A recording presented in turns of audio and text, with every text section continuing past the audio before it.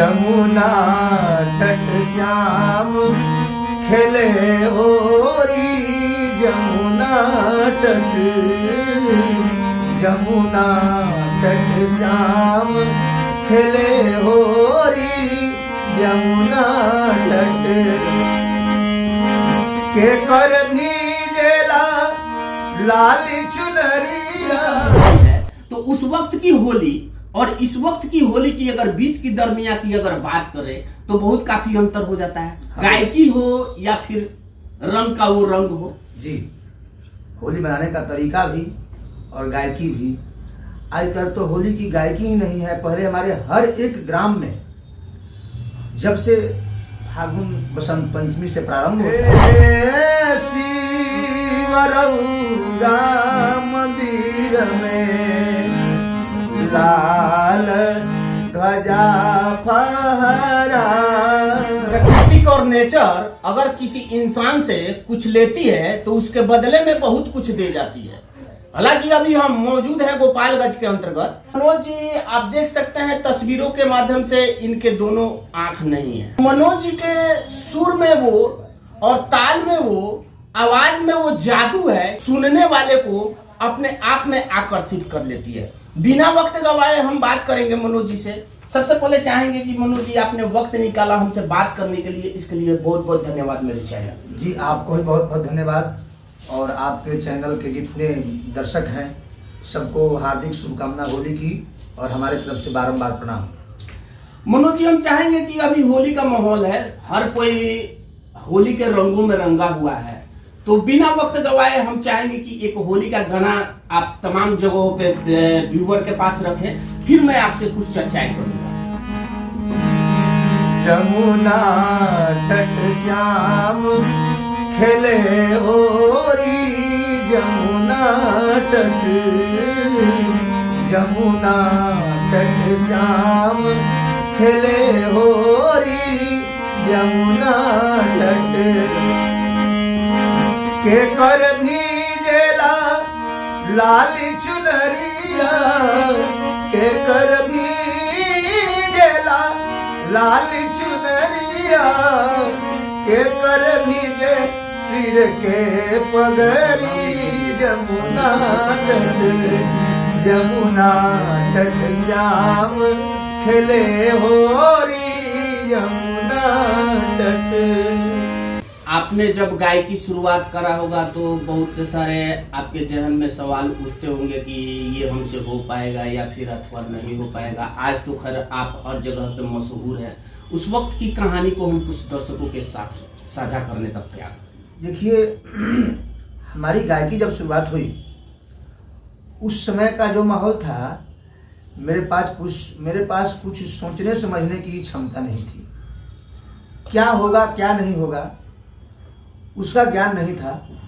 बस ऐसा था कि हमारे गांव में हमारे गुरुदेव का बंगला था और जहां अपना गाना बजाना शुरुआत करते थे और मेरे कान तक आवाज़ गया, मेरे मन में बेचैनी हो गया कि मैं कैसे भी वहां चला जाऊं। फिर किसी लड़के को पकड़ता, वहां जाकर के बैठ जाता। सुनते सुनते सुनते सुनते सुनते सुनते गुरुजी के संगत में लोक संगीत का बीज जो है हमारे शरीर में पड़ा और लोक संगीत पनकने लगा। और जब लोक संगीत का ज्ञान हुआ तो हमारा परिचय हुआ गोपालगंज में पंडित ओमकारनाथ संगीत महाविद्यालय से। तो उस समय तो हम गाया करते थे, लेकिन क्या है, कितने ताल में है, इसे कब गाना चाहिए, इसका ज्ञान नहीं था। तो क्लासिकल म्यूजिक मैंने सीखा पंडित ओमकारनाथ संगीत महाविद्यालय से। और विशेष रूप से उस समय का माहौल में आगे क्या होगा इसके विषय में हमने सोचा ही नहीं, क्योंकि उतना ज्ञान ही नहीं था। बढ़ते बढ़ते कारवां चलते चला गया और आज मैं यहाँ हूँ। आज जिस मंजिल पे, जिस मुकाम पे आप खड़े हैं, क्या उस वक्त आपको लग रहा होगा कि हम आज इस मुकाम पे पहुंचेंगे और तमाम जगहों पे लोग हमको पहचानेंगे? नहीं, ऐसा कुछ नहीं था। नहीं बताया कि उसमें तो उम्र ही छोटा था और बच्चे को सोचने समझने की क्षमता ही कितना रहता है। तो बस चलने लगा और चलते चलते आज मैं यहाँ हूँ। हो सकता है मालिक की मर्जी और भी आगे जाऊं।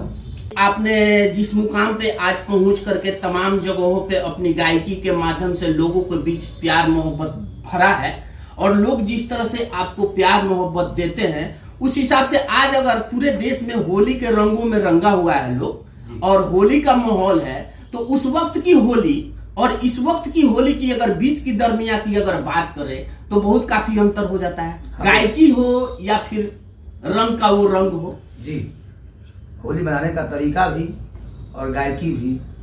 आजकल तो होली की गायकी ही नहीं है, पहले हमारे हर एक ग्राम में जब से फागुन बसंत पंचमी से प्रारंभ होता है, उस समय से लेकर के और आज के होली के दिन तक लोग रोज गांव में 20-25 आदमी 30 आदमी बैठ करके और ढोल झाल लेकर के हारमोनियम लेकर के रोज होली गाते थे लोग। लेकिन आज वो दौर कहाँ रहा। आज लगता ही नहीं है कि फागुन का शुरुआत कब हुआ और फागुन खत्म कब हुआ।